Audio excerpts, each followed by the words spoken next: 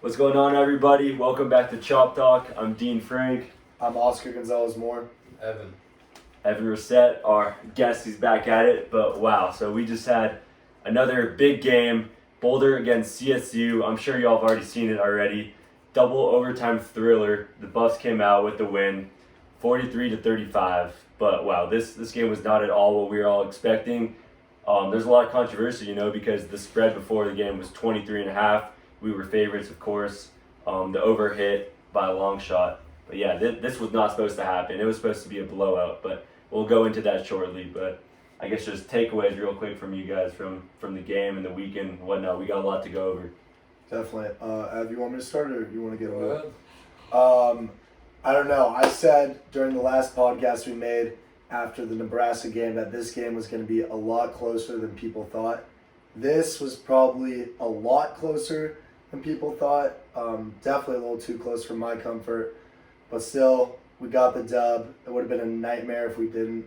I'll let Ev go into some takeaways and then kind of build off what he's saying. But I'm glad we got the dub. It was an electric environment last night.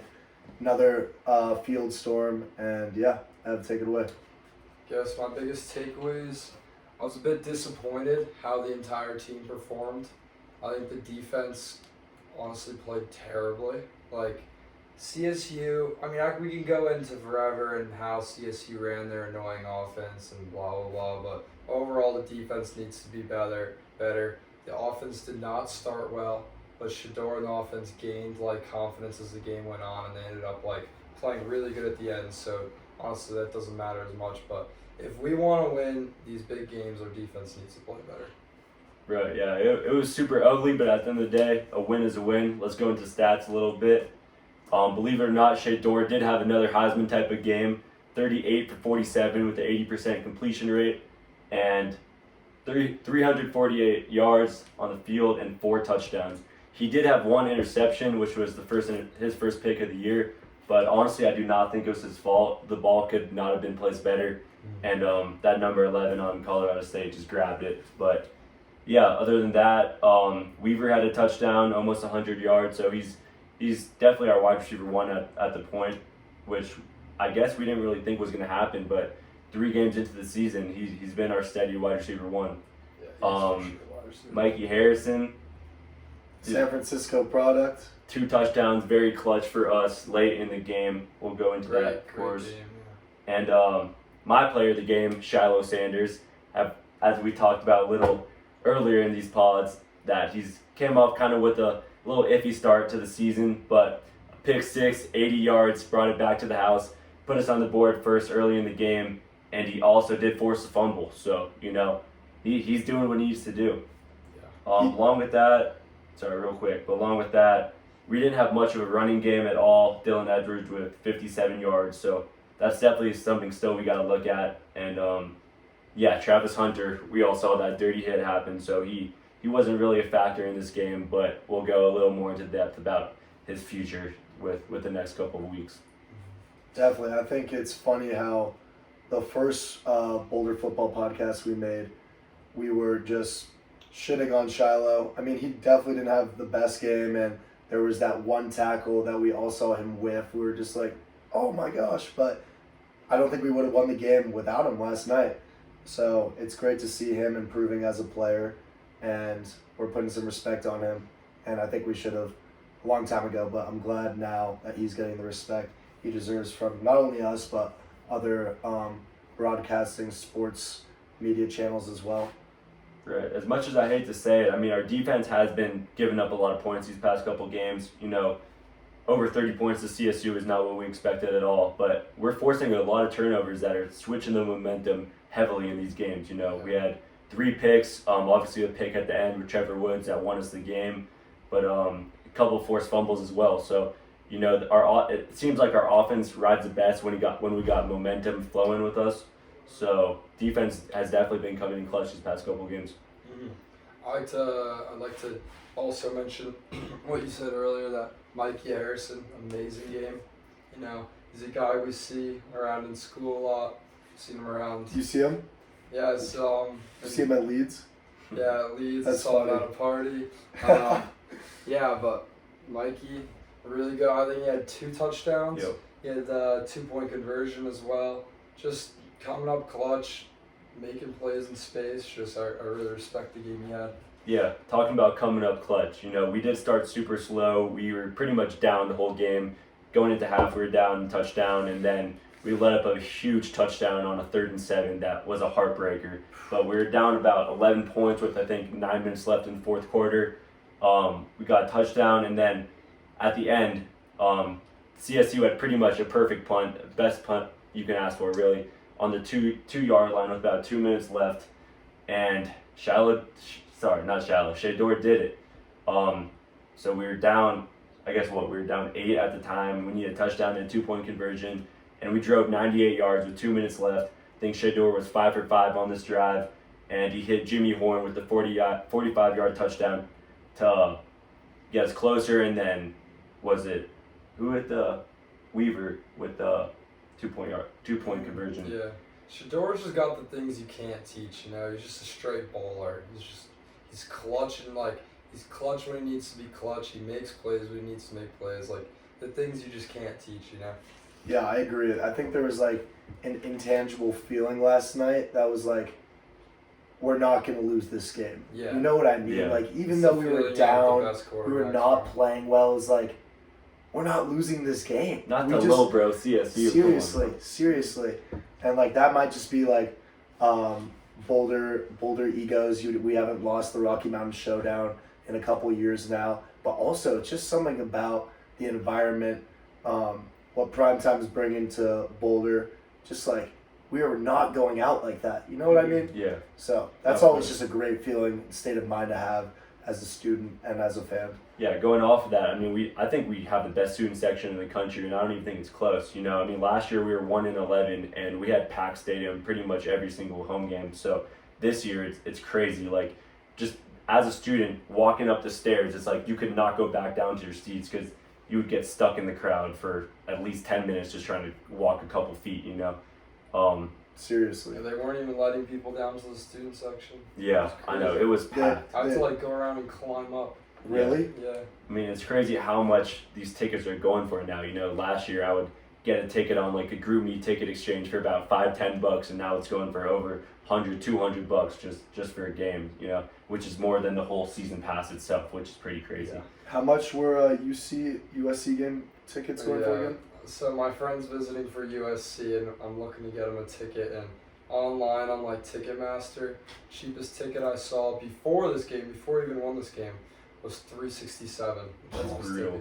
Yeah. I think we need to start getting the games a little earlier. Yeah, we were actually it just came out. We have the most expensive tickets in the whole country in college football. We passed Ohio State. That's wild. That's the primetime effect, though. Yeah, I think the most chaotic part too is the first 30 minutes before the game.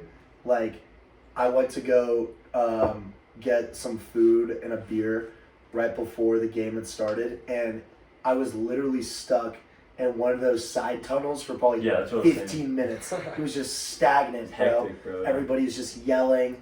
It's crazy. It's crazy. We have some crazy fans, But it's awesome.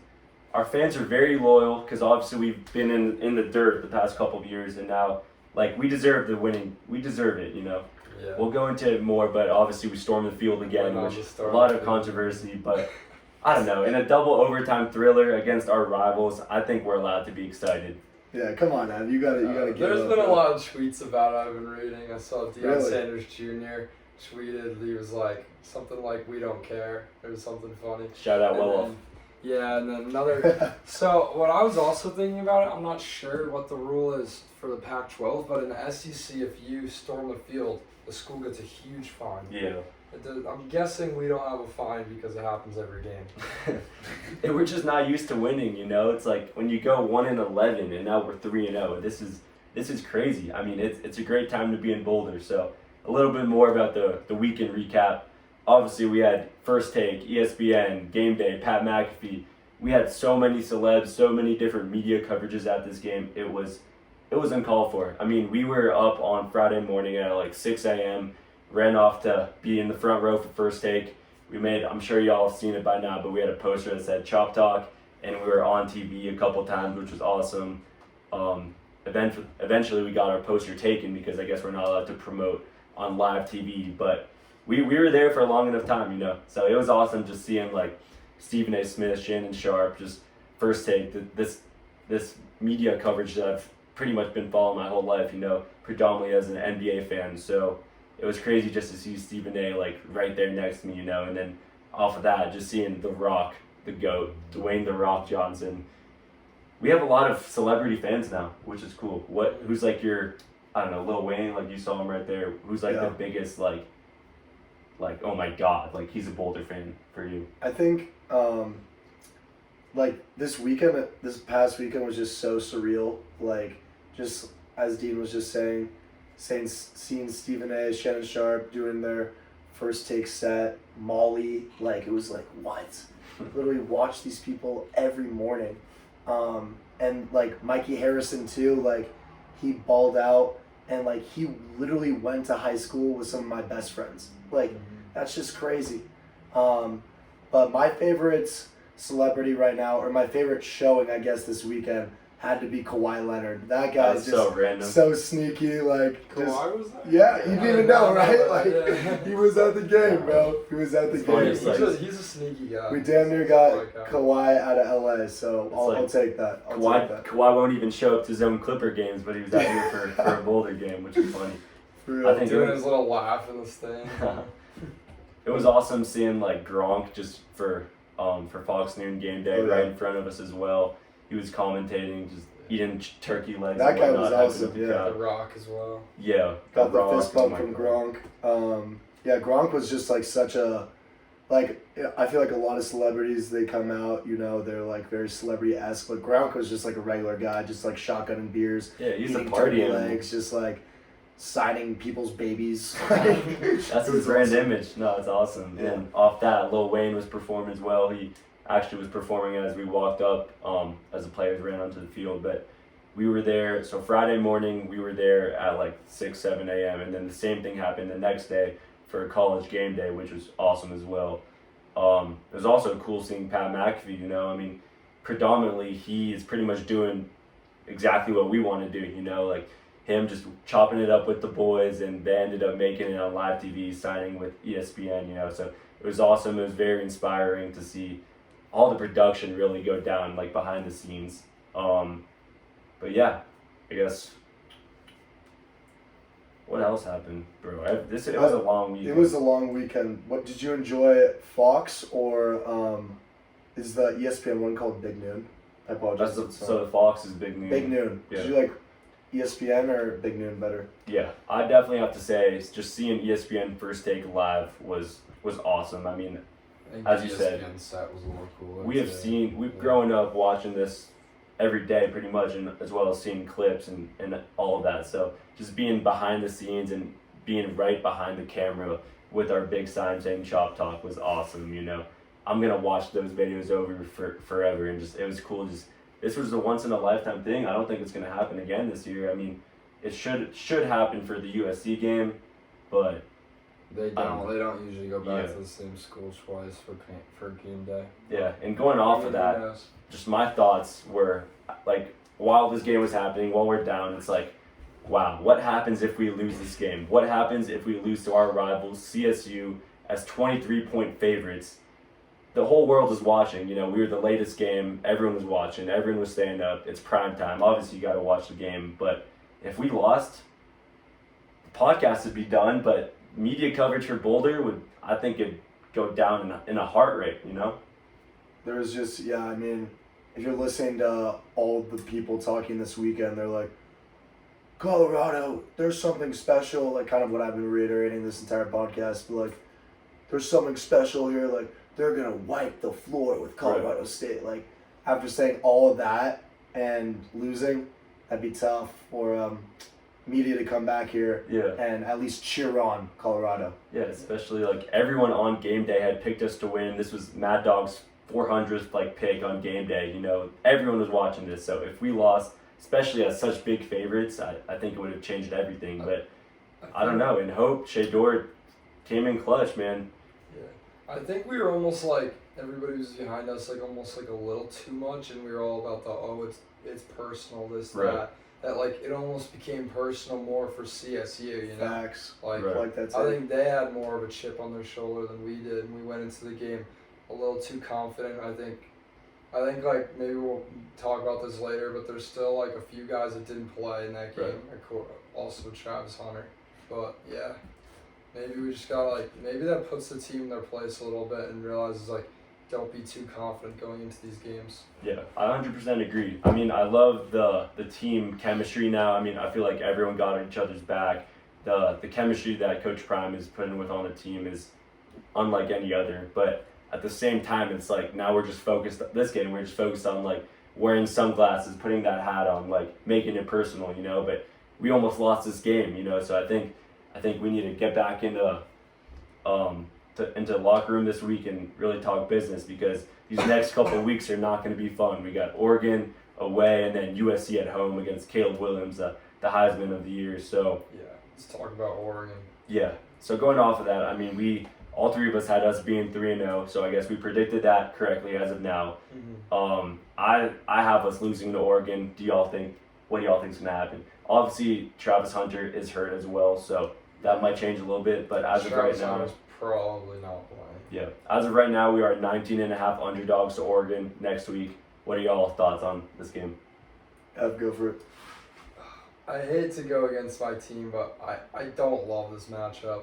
I don't love being away at Oregon, and the team's a little banged up. I do think there's a good chance Alton McCaskill will play this week, which I've been really looking forward to. Probably the biggest player I've been looking forward to besides Shador and Travis, because he's supposed to be a bell cow running back.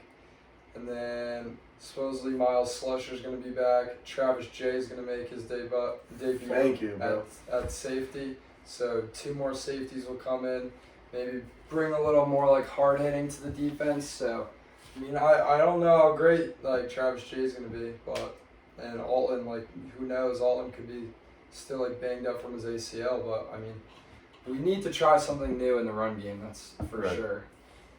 Yeah. What do you think Give your about take what as do you well. think about Yeah. the Oregon game? I'm going to say it. You know, we got Oregon next week, 19.5 underdogs. I definitely think we will hit the plus 19.5 spread. I think we can keep it a close game. I definitely think it will be a shootout. You know, Oregon scoring over 80 points past week. Yeah, I mean, our offense is banked up now. It's going to be interesting to see how Travis Hunter is doing. I think we can make it a close game, though. You know, I'm not predicting any win or whatnot. You know, I think this is definitely going to be a reality check for Boulder. We almost lost to CSU this week, obviously, so it's like it's definitely going to be a lot more strict in the locker room. But as for score predictions, I think it'll be like 45 to like 30 type vibe. I see what you're saying. What are you thinking? Yeah, I think this win, in a sense, I mean, it felt good, but it was kind of embarrassing for the program. And I think Dion's going to have these boys fired up for next week. Ignore all that media BS, because I think, as we were talking about before, that kind of got into our heads, you know. Lil Wayne was here, like all these celebrities were here, go Boulder, go Boulder. In that sense, you kind of like create this underdog prowess. And like when you're the underdog, you got like nothing to lose, you know? And that's the mentality I kind of want us having going into this game. Right. I think That's what we have for TCU, you know? yeah, exactly. I think we're going to win the quarterback matchup. I'm just concerned about our defense. But like you said, Travis Jay is coming back. We're getting some more help in the secondary. So we'll see what happens. I wouldn't be surprised if we win. Honestly, I don't think we will. But at the same time, Skull Buffs. Yeah. Skull Buffs. That's what I'm saying. It's hard to root against the team, you know, but it's like we also got it's a reality check, you know. I It's mean, also in Oregon. yeah, it's an away game, which is gonna be But, tough. what's his name? Oh yeah, Bo Bo Nix is gonna have a field day. Yeah. This is gonna I know. be. These are 2 Heisman candidate quarterbacks going up against not amazing defenses either way. Like this is gonna be a high scoring game. I'll say that. Yeah. Take the over is what we're saying. Yeah. I Wonder what is the over? I'm not sure. I gotta look that up. But yeah, going off of that, I mean, all three of us have been to all 3 Boulder games so far. First in Texas at TCU, then the home opener in Nebraska, and now obviously the Rocky Mountain Showdown against CSU I guess in order, where do you rank the 3 games, just I guess atmosphere-wise and just being at the game? I'd be surprised if we don't all have the 3 rankings, but I'll let the intern start. All right. Well, TCU is easily my favorite overall. Like, I mean, we're in a away crowd. That game was awesome. Like, it was fun being the underdog. It was fun, honestly, fun being chirped by all these guys and then doing it back to them after the game. So I'll go TCU, and then CSU, and then Nebraska, just because I like the night game as well. I'd agree with that. The CSU game did take it out of me. I mean, the game was like 4 hours, Yeah. which was crazy. Like, I think we were getting out of there at like 12:31. We were in that stadium for over 5 hours. Which is just crazy. But it was a better game than Nebraska, in my opinion, for a lot of reasons. But yeah, what about yourself? Yeah. Yes, I guess I got to be the controversial one, but I'll put TCU at 1. Obviously, being there, being the away team, this was the first time I guess the world just saw the real deal. If we were going to be able to compete, playing against the team that had just gone to the college football championship, so getting that win that was legendary. Second, I got to go with Nebraska because it was the home opener, and I don't know, like this was a game where it was a blowout, so it was like we are the real deal, like we can do this. And it gave me a lot of confidence going forward because this game I was very more, I guess, stressed out than being excited, if that makes sense. Like just going back and forth, it was like, like this cannot be happening right now. We cannot lose. I'm not gonna say I had hope that whole time because obviously it's go Buffs, but it's like we were down 11 points in the 4th quarter, and it was scary, you know. So itself, I'd rank those in the order, but that atmosphere of Boulder is insane, you know.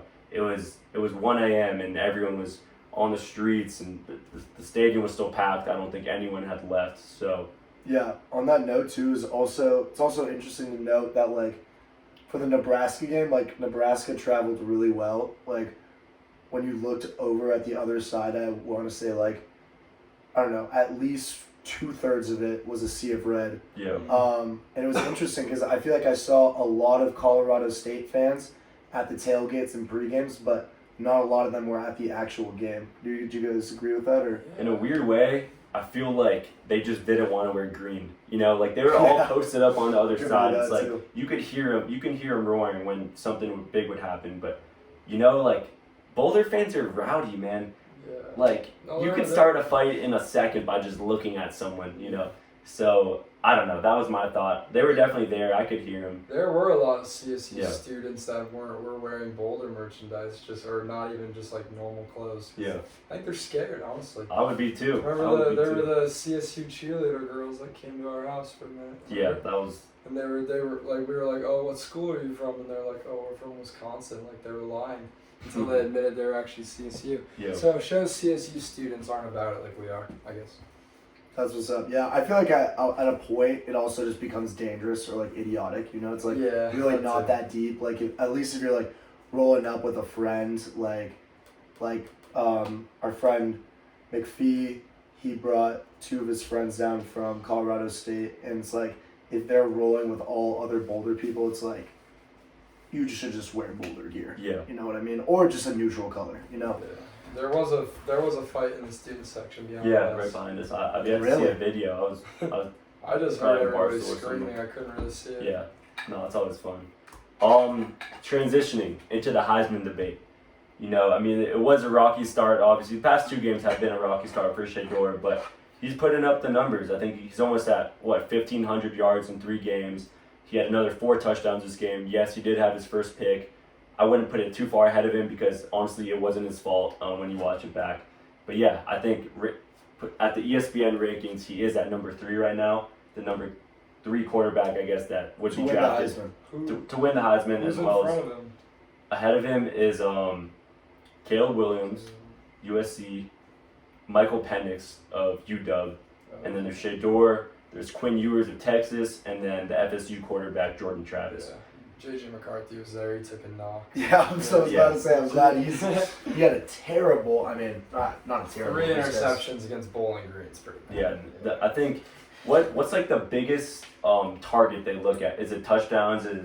completion Still- percentage, Well, they yards. definitely did take winning Right. into account a lot. Your yardage and touchdown to interception ratio type thing. Right. So yeah.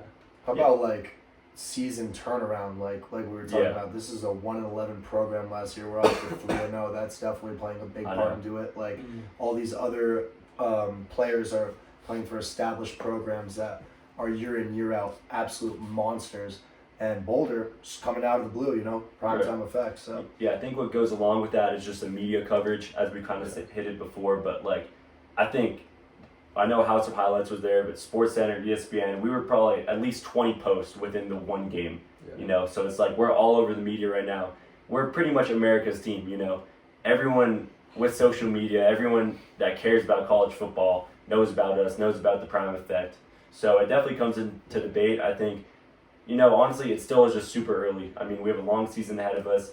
I think if Shea keeps playing like this, keeps being as accurate as he can with at least as many interceptions as possible, and if Boulder keeps winning, I think he has a great shot to at least be in the conversation of those top three and be there in the Heisman Trophy. I would say right now, if they did the Heisman voting right now, at this end of the season right now, Shedeur would win. I think so too.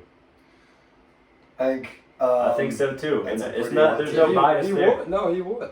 He's been the best He's been the best player in college football the first 3 games of the season. He's top 3 in yards, top 3 in touchdowns as well, and he only had 1 pick after 3 games. So They're big wins against a lot of adversity. So. You know what? Yeah, Let's go, you guys boys. might have just changed my opinion. There's still a long season to go. That's why Right. ESPN has the rankings like that. yeah, pushing that a long season ago, we were bumped down just 1 place in the updated ESPN poll for the rankings. We're at 19 now, but honestly, I think that's a dub. I mean, obviously the win was ugly in pretty much every manner, and I kind of thought we would move down a little bit. Just being such big favorites, 23 points. Over 3 touchdowns. It's like this was supposed to be a blowout.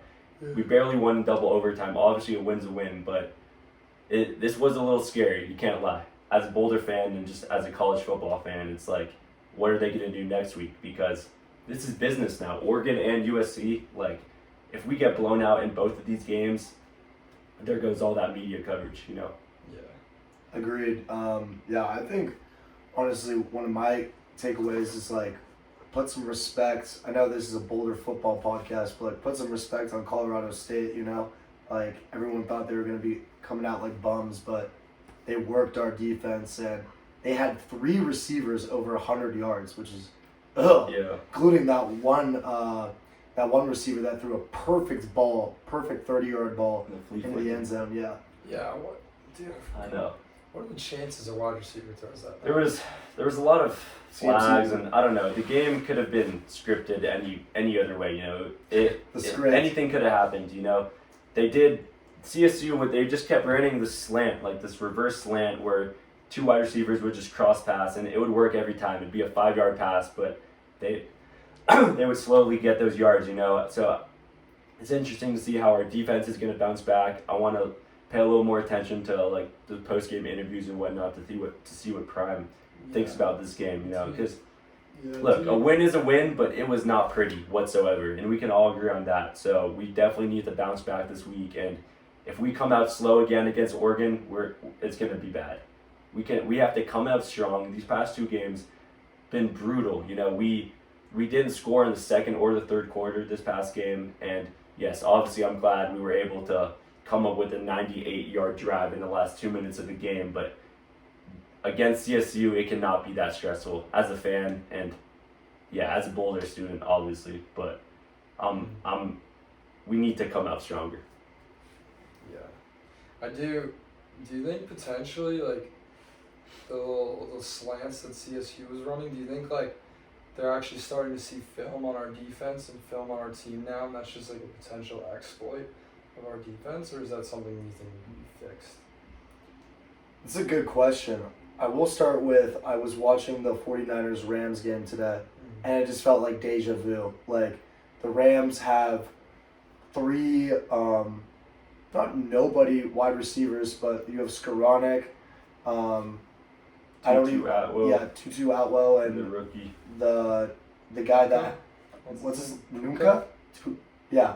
Anyways, they were running just like We're casuals. slants, a lot of RPOs. It just reminded me a lot of the Colorado State game, and I think it's just like tactical, you know. Yeah. Like the coach, whoever's making the play calls for Colorado State, obviously saw that we might have been playing a little deeper, and they took advantage of the middle of the field right in front of our eyes. So Yeah, I mean it was working, so they just stuck with it. I thought like going into halftime, I thought we'd change something on defense, but they just kept going at it, and we just kept giving up first downs.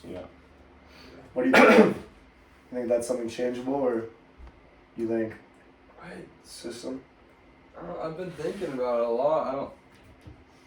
Tactically, I think like something needs to change because we play a lot of man-to-man defensively, and that's why. Because when we're running man-to-man, like when wide receivers run straight across the field, there's only so close you can like stay on them. They can just pick up 5 to 6 yards every time. Yeah. I think we might have to switch up, run some zones, but like at the heart of it, the main problem is we're not getting any pass rush. Right, and the thing with There's that no is pass rush. on the slants, it's like if we miss that tackle, since we're man to man, it's like we're giving up those big plays. But the pass rush is terrible. Right. We don't have a true like edge pass rusher, and I don't know if that's something we missed in the whole transfer portal. I guess like we did get a lot of different things, but I know that's something we don't have. Yeah. One last thing I wanted to touch on was Travis Hunter. Coming into the year, obviously him and Shador, like these big names that everyone knows and we're talking about. He had like the first 2 games he did come off a little slow. I'd say offense wise, defense he had a pick and whatnot. He's been everywhere, obviously playing almost every snap. But he did get hurt this game, dirty blindside hit. He's supposed to be out a couple weeks. I don't think there's an official update yet, but wow, I hope he comes back because he's definitely the heart of our team. Yeah, I hope he's back for USC. That's all I mean, I saw some reports like he seems to be good, like he's out of the hospital. It's a rib injury, I believe, and I mean it's Travis Hunter. He's gonna try to come back earlier than he should. What will be interesting to look at now though is like since he's coming off this injury, is he still gonna play offense and defense? Like there's no way he's gonna be able to play as many snaps as he did, at least right away. So it'll be interesting to see if he plays more offense or defense. Yeah, if we need him more, we definitely need him more on the defensive side of the ball. Yeah, I'll I tell you agree. that. I agree. I mean our offense does look good. I mean we have Weaver, Jimmy Horn can definitely keep up with.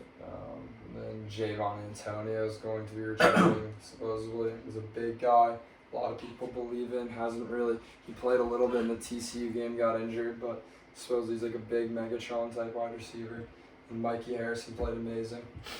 Yeah, I think Shador is more like the heart of the team. Like his dad is the coach. He's, like we're saying, a Heisman candidate right now. Absolutely balling out. But Travis is like the soul. But like they're like the yin to their yangs. So I'm interested to see how Travis, I mean, not only like on the offense side of the ball, but also just like mentality wise, how that will be affecting the team and Shador.